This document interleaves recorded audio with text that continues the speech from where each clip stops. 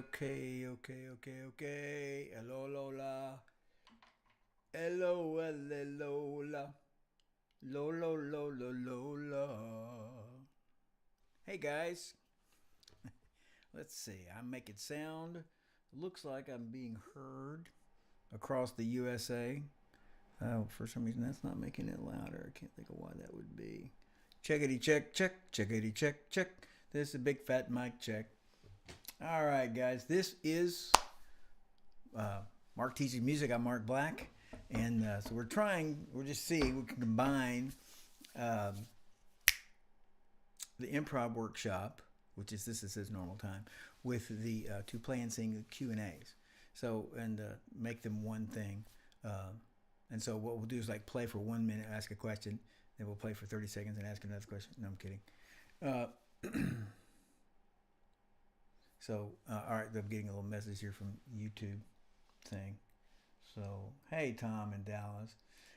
So anyway, so we're experimenting, see what we can do, and what we're gonna do is try to ad lib for about 30 minutes and have 15 minutes of Q and A's. See what we can do with that. And so in the the Q and A, what do you call this thing?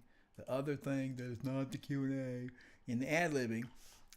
What I want you to do is I want you to jump in. Now the first song we're going to do, and you're so fortunate that you have nothing. I just have my word for it.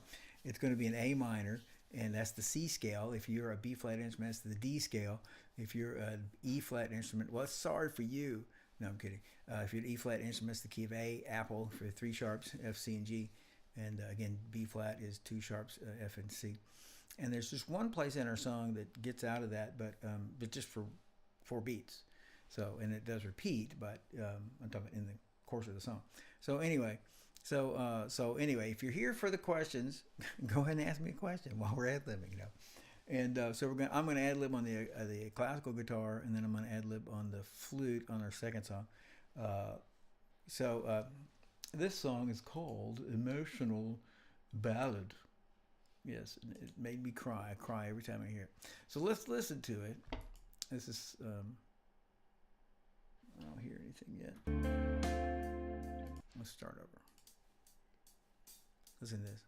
And hear the chords change. Hear them. Hear them.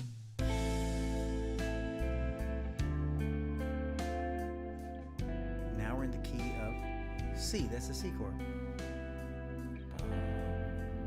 That's the F. That's the E. And there's our note that's not in the key. It's just a G sharp.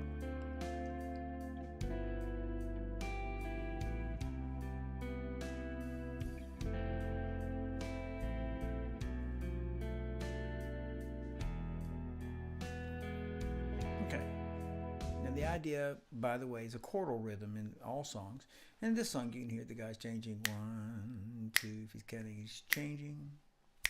He's changing. Now, what you want to do is you want to kind of project ahead to what's coming up. Now, if you hadn't heard this at all, or if you haven't heard it, one of the things you're trying to do is something's changing, but what is that change? So we want to try and lean into, discover, anticipate that sound. That doesn't. Now I'm saying that. I'm saying that. Once I get my lip grows back, I'm going to.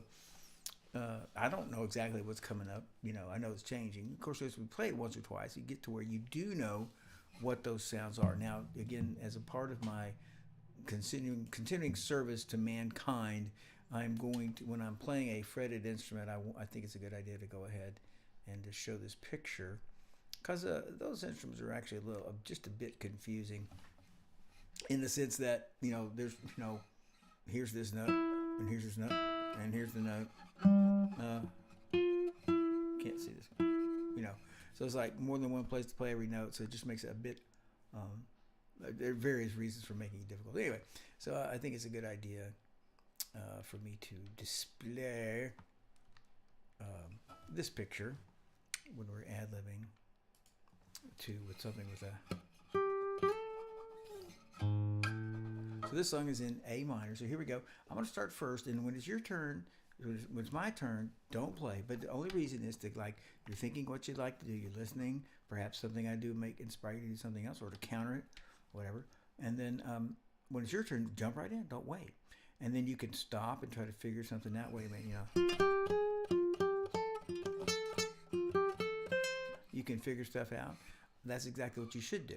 And by the way, when you discover a cool lick that you think is really great, you can memorize, and you should memorize that, both with your ear and with your fingers. It feels comfortable to do, easy to remember. And it depends on the instrument, you can remember the notes, and that's totally fine to do that. The only thing we want to do, we learn a lick. I went da da da da, and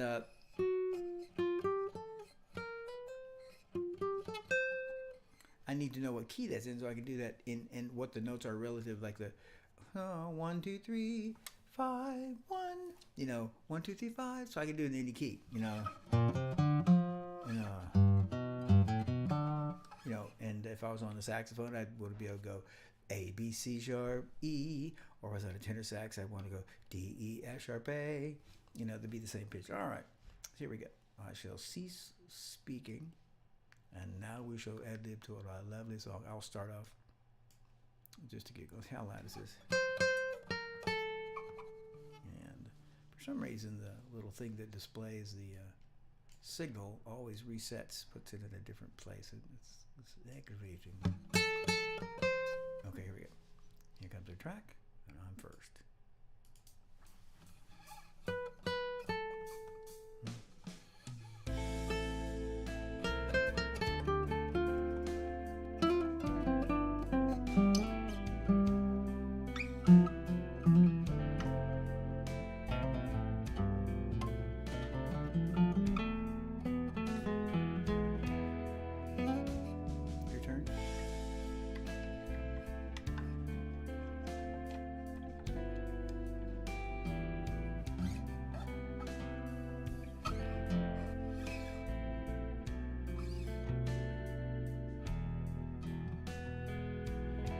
Turn, I go.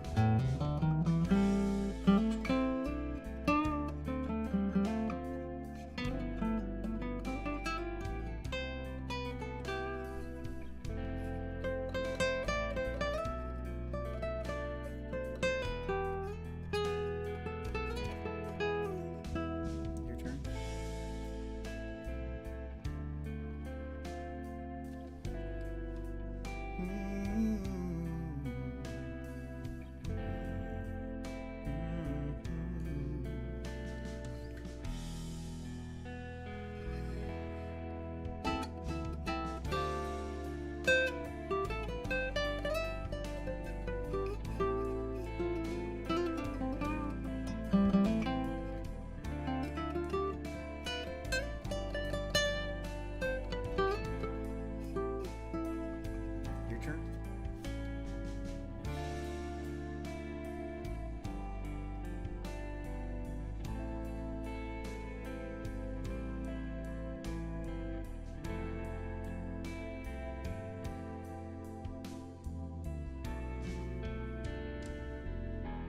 Here comes my turn, and I'm going to tell you something, teach you something, and teach myself something. So your ear is the greatest teacher you've got.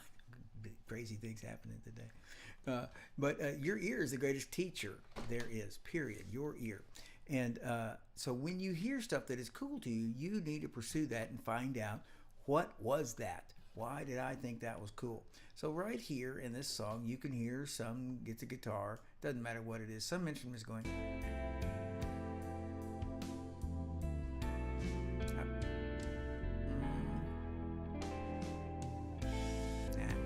There it is right there. That sound. Here the guy goes. Right there. That goes da da da da. So I thought that was cool. So I want to find that. I have been playing a while, but so this over this chord. In this case, I'm sorry.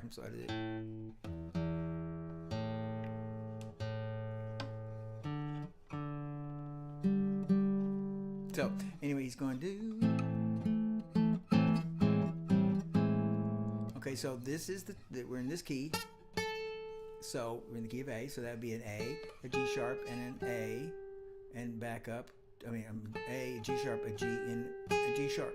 So that's for a C instrument. For the trumpet, it would be a B flat, an A sharp, an A. You're supposed to do it every time? No. But if one time in the song you went,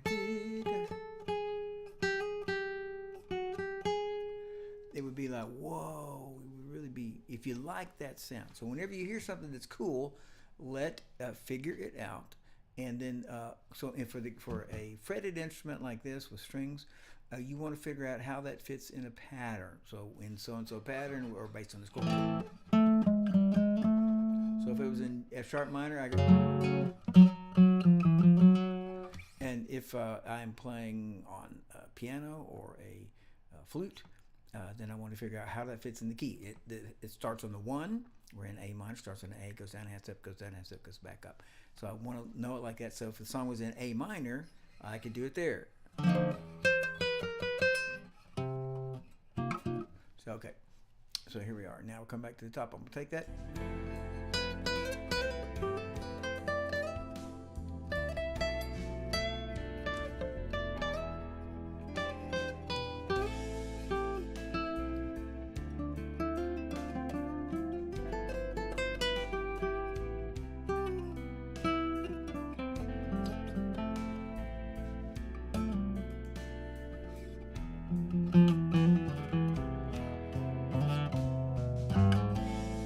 Your turn.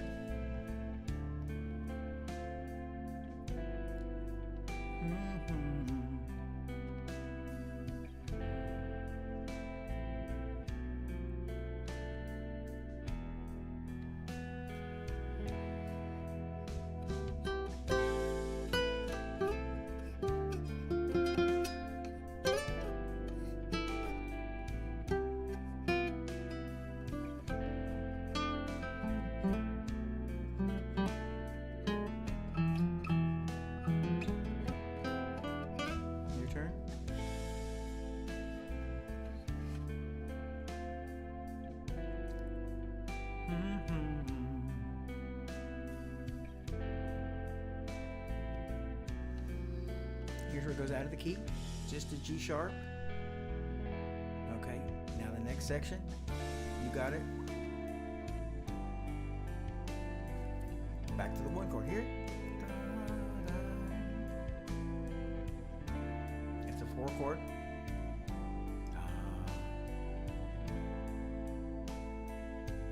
Keep going, one more time.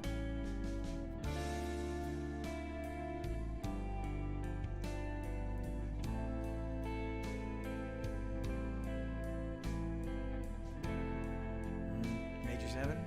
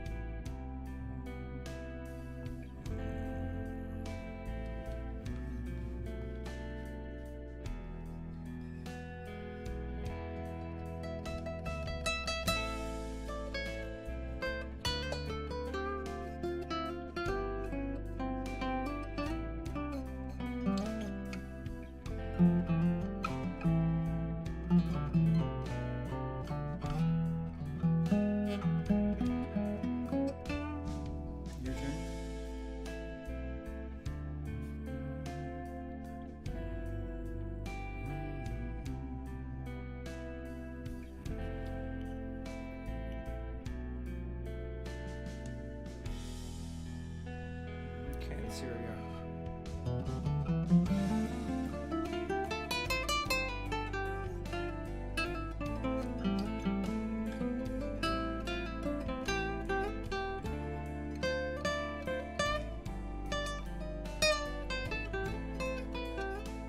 Let's try just a C scale. C scale. Try it now. Or D scale. Just play it like I just did. That was just a C scale that I did.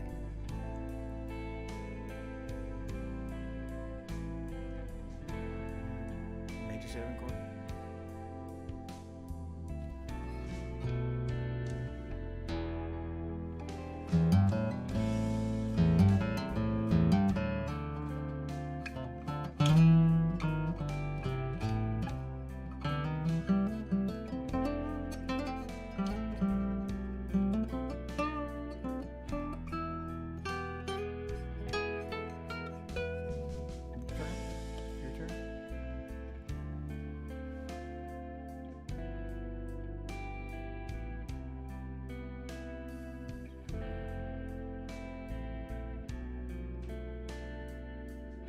Keep going. Take another one.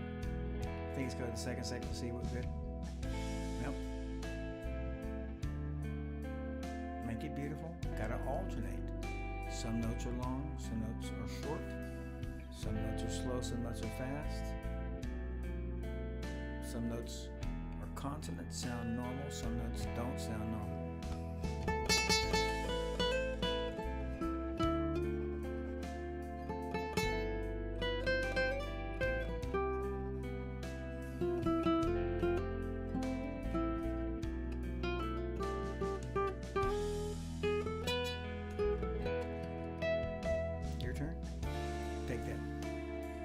Take that whole section.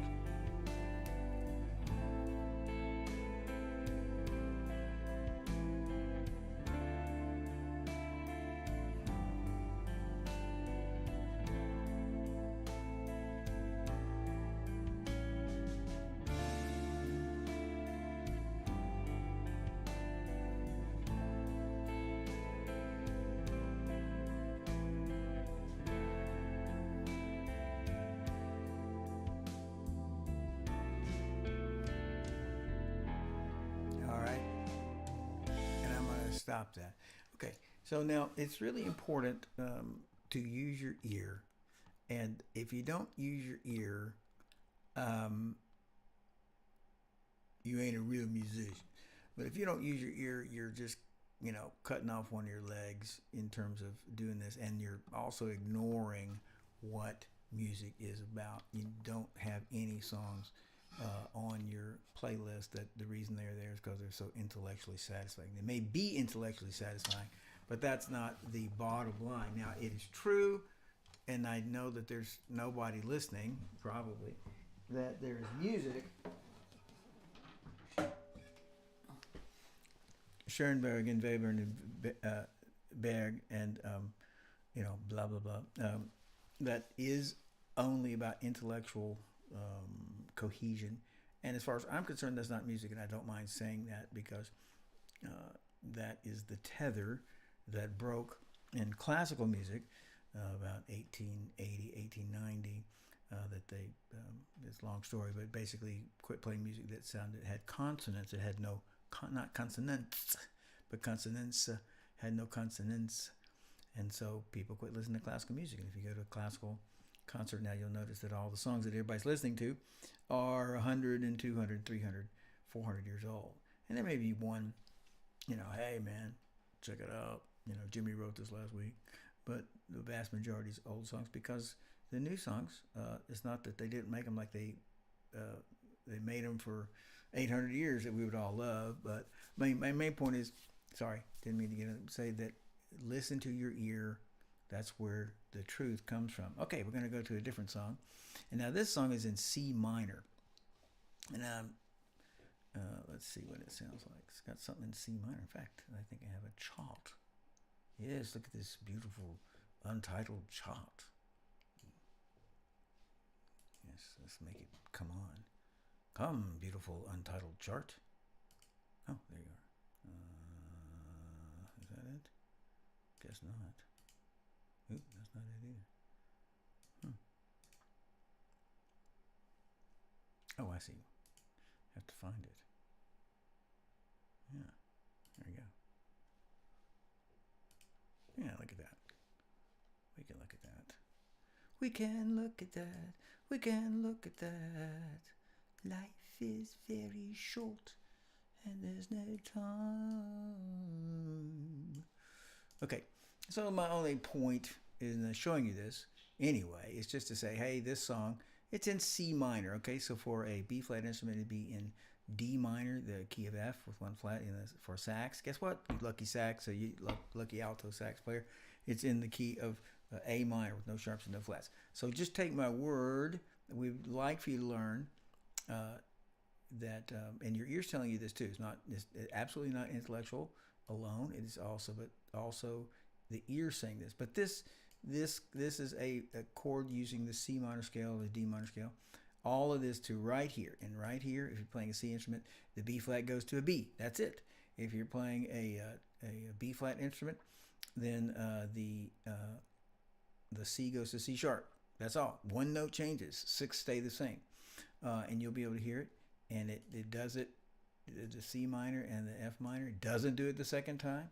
And here it's going the relative minor, that is the relative major, is in C minor. It's using the same notes as the E flat scale for the B flat instrument, the same note as the F scale. And so here it goes to E flat or F, and that's in E flat, and that's in E flat. It's just the notes in E flat. Ain't nobody doing nothing but E flatting, and those notes are, if you're a B flat instrument, F'ing. And then right here it goes back to that B natural for C instruments, and C sharp for B flat instruments, and you lucky sax player, G sharp for you. You only have to change the one note, and you don't have to play. If you leave out, I'm talking about now for the C instruments, if I left out my B, there's no B or B flat or B sharp, it's going to sound great. It's just only if I play the B flat when the B natural is being played, it's when it sounds bad. Okay, I'm going to play, guess what? I'm going to play the flute. E flat scale. And so let's check this sound out, listening to this first. And there we go. We're looking for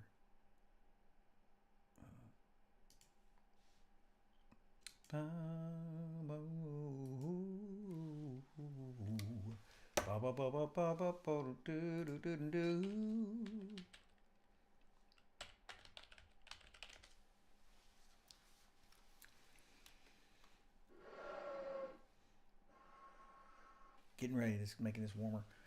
All right, here it is. This is based on backstammers. And not quite loud enough.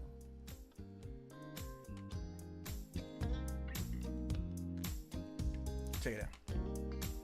There's our C minor. Now, don't look with your eye. Listen to your ear. Here's the chord. Here's that unusual note. Here, back to what we're expecting. I'll listen to the whole thing once. This is a shorter turnaround. There's the F. Now check it out. Now we go to E flat. How pretty it sounds. Friendly. This would be the F scale for a B flat instrument. It'd be a C scale for an E flat instrument. Here's the 5th line of the E flat. Measure 21. Measure 22.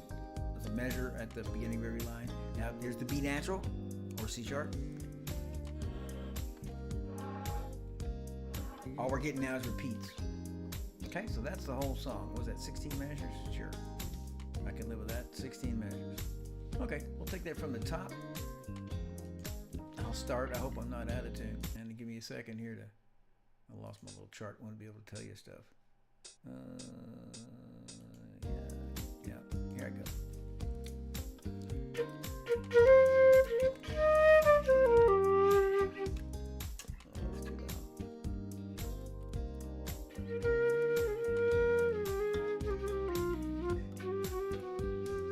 Your turn.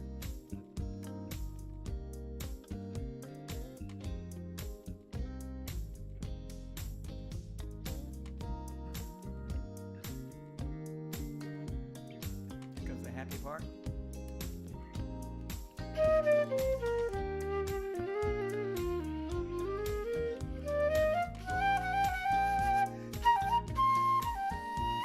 Your turn.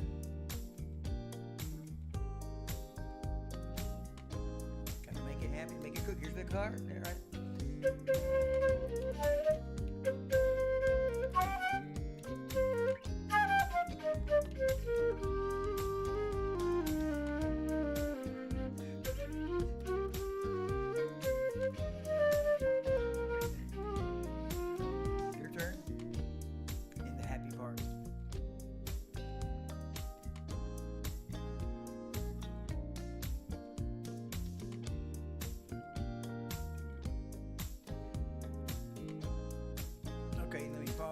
second if I can find the track, and the track's here getting away.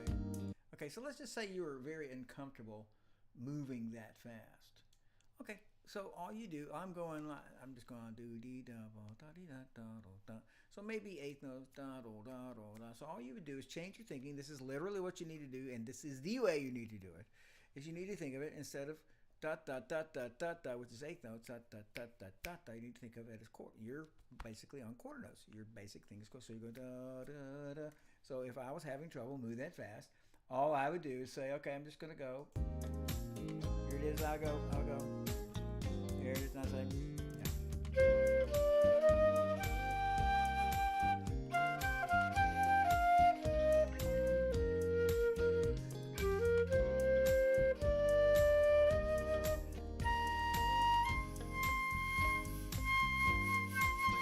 So you would slow down.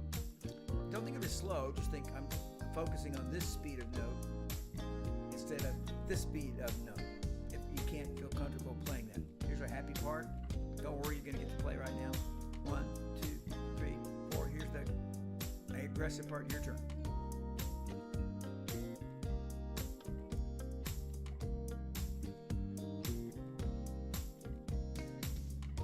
Huh? I remember this mistake.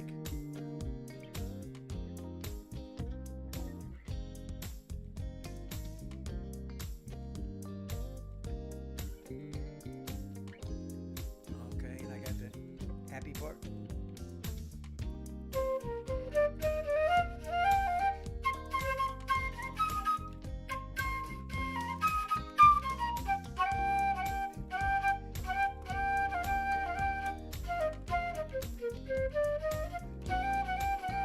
Your turn, happy part.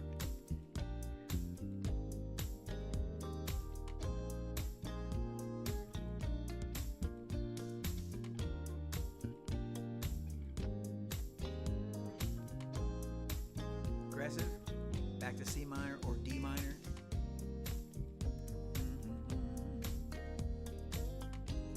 Here comes the C sharp for B flat instrument. No, sorry. What is that?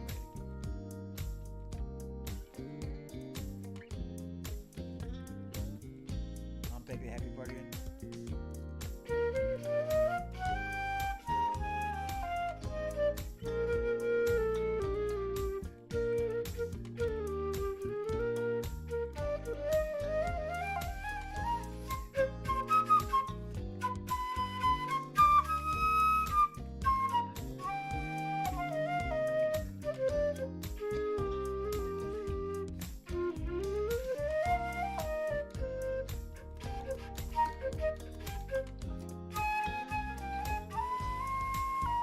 Your turn. Happy.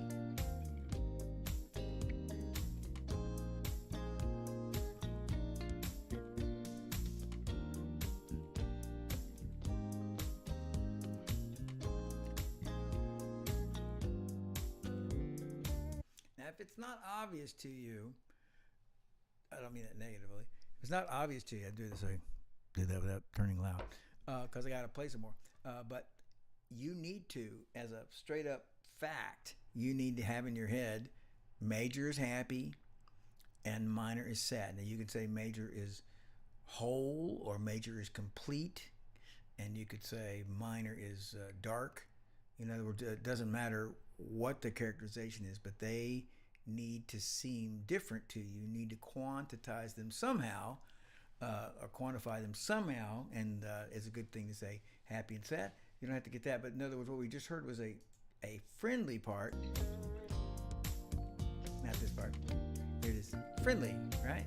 Something's good. What is that? Well, that's the relative major. That's the key word. E flat or F.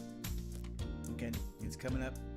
It's all friendly, and here's this kind of like, but there's storm clouds, and now it's sad or it's aggressive. That's the minor part.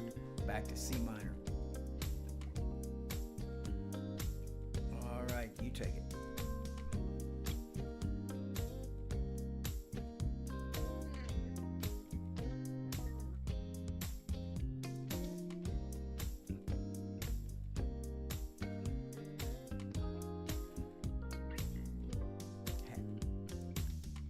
There's still minor part. Hey.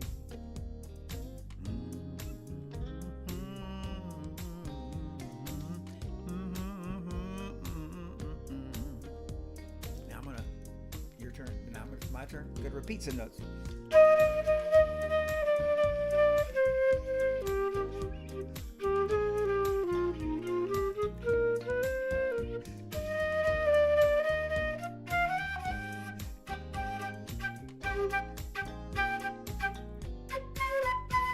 Just want to point out, that's interesting. What I did, repeated some notes, repeated a bunch of my notes in a row, and then I did unusual rhythms. You know, pop, pop, pop, pop, pop, same note, pop, pop, pop, pop, pop. And again, like a magician, if I just keep doing the same trick, everybody's going to get onto it. So I do it a little bit and do something else. Okay, it's your turn. This is the happy part. Do a happy part. Plenty of Sullivan left.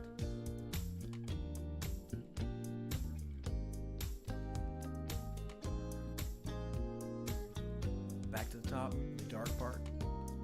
D minor for trumpets, B flat.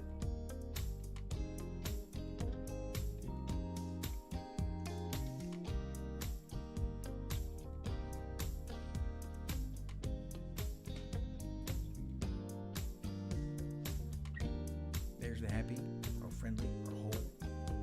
E flat, F for B flat instruments, C for E flat instruments. One more time, dark.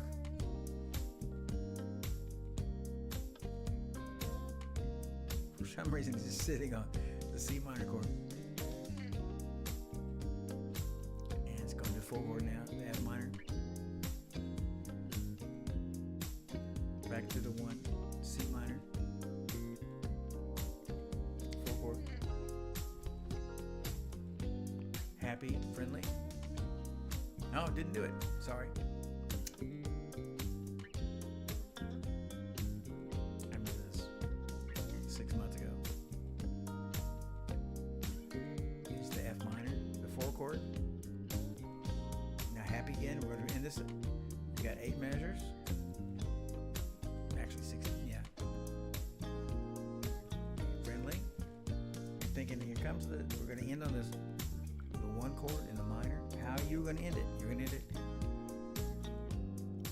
And what's your note? How would you end it? Well, again, for a C instrument, it's the notes of a C minor chord, C, E flat, G, and for anybody, C, some kind of E, some kind of G. So those notes would be the strong notes.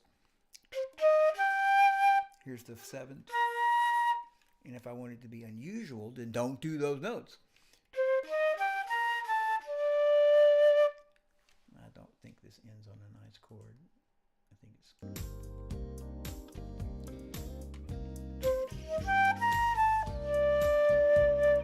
Notice how that sounds unusual.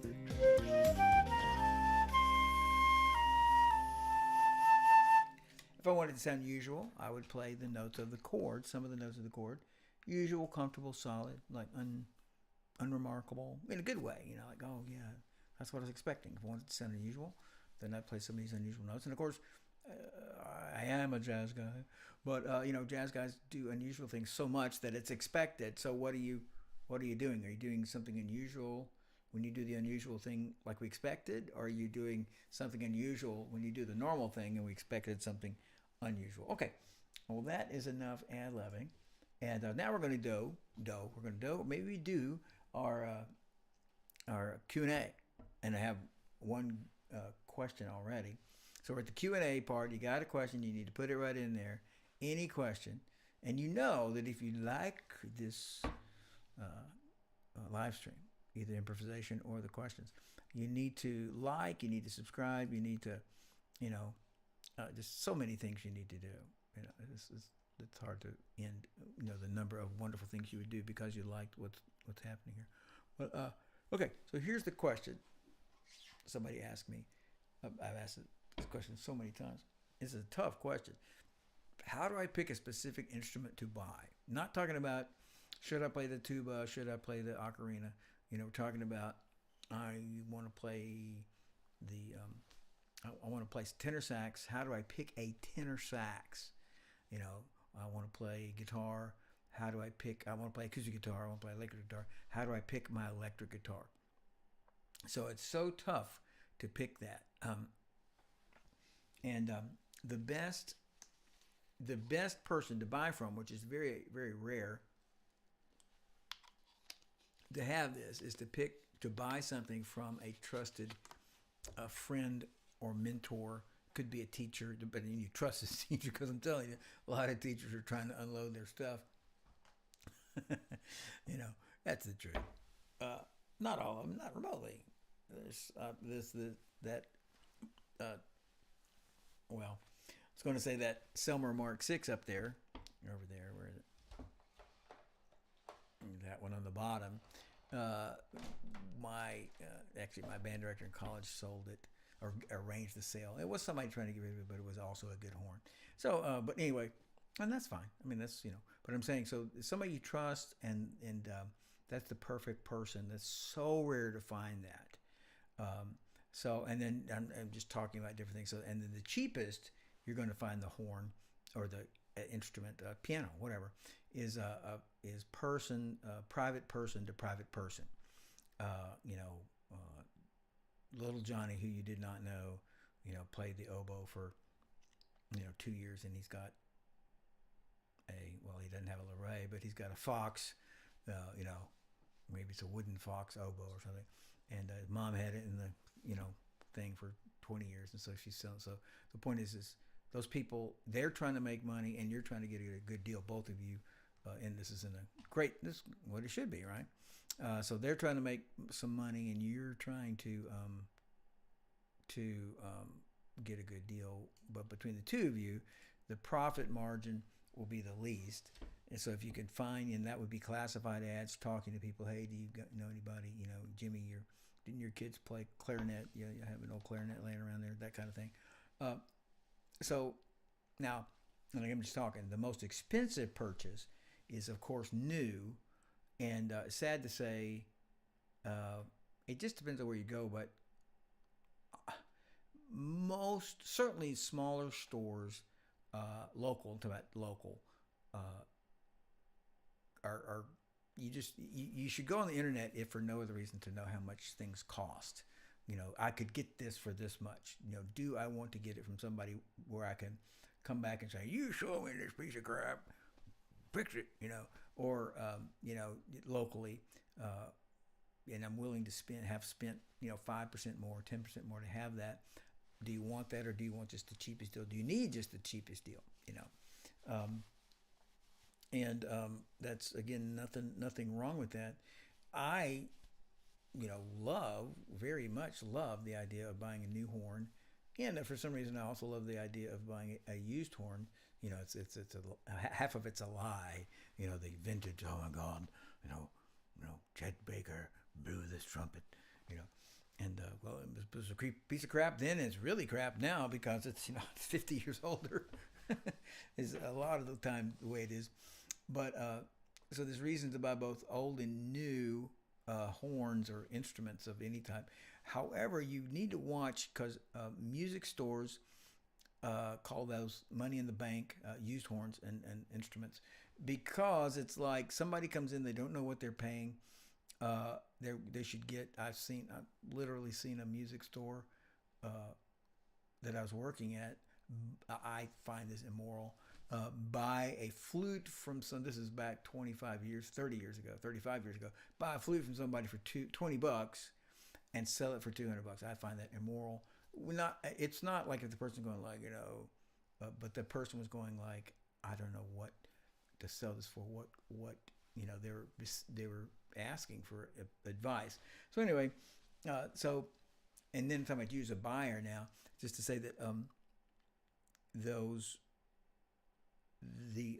you're not necessarily going to get a great deal with the used instrument.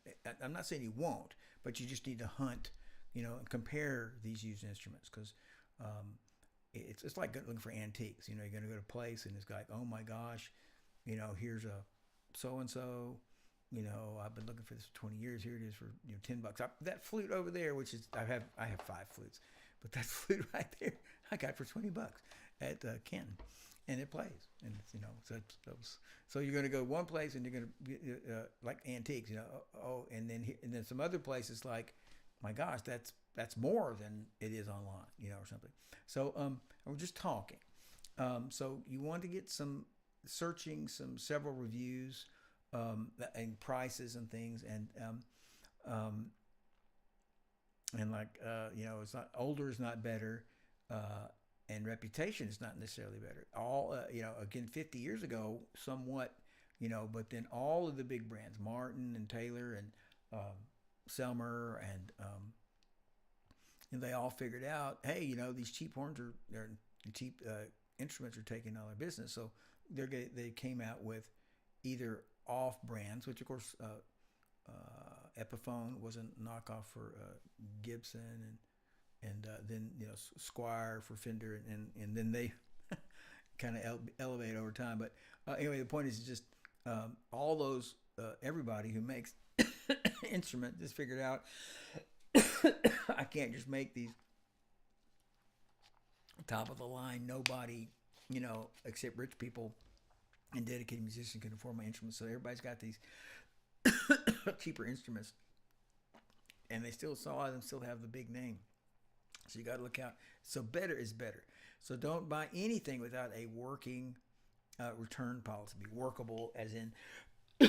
So you order something on eBay and you got 3 days. Well, that's not going to work because it's going to take you 3 days to get it and 3 days to get it back. Normally, it's like 2 weeks. I'm talking about as a minimum, and I'm talking about from an individual. And you can do things like, I don't know what, pay them half, and of course there's a lot of problems with that. But don't do it without a workable policy. And then you either need to get somebody, a professional, to try out your instrument, including paying them. You're going to spend, $500, $1,000, and you guys who play instruments, this is, for a saxophone, that's a crappy saxophone. For an oboe, that's a super crappy, and that doesn't mean that I don't have instruments that cost way less than that. But the point is that, don't think of it like, well, I bought this guitar for $200. You need to think, I'm pretty much talking about better instruments, but I'm not necessarily talking about a $5,000 instrument, which is not a great and necessarily amazing saxophone, for example. It's a pretty good flute. But anyway, so the point is either find somebody who's good or pay a professional to try out your horn. Say, hey man, I'll give you $50 if you'll just try this out for me. Bring it over. I'll bring it over for 15 minutes. You just play this and tell me what you think, and give me a recommendation. And there is just by the way, there's always an insider's price. Again, this Selmer that now is in the picture, as you can see over there. I got an insider's price. I paid, my parents actually paid $600 for that Selmer Mark VI. And it was an insider's price in the sense that they wasn't me, but my band director got that from kind of like a sponsor me or whatever, and it's like a car dealer. Car dealers sell cars to one another for a lot less price, or you can buy land for a lot less if you're a local buying land. And so anyway, so you may be able to get insider's price. Lots of people are going to say, oh yeah, this is the insider price, and it's not. So anyway, there's online checklists for what an instrument should do if you can't get anybody to help you, don't know anybody to help you. So as you get better, and when you're looking at lists, some lists are too short. Like there's only 4 things on the list. I'm not saying how many there should be, but I'm saying it's kind of hard to tell. So you're kind of messing around. Is this enough info?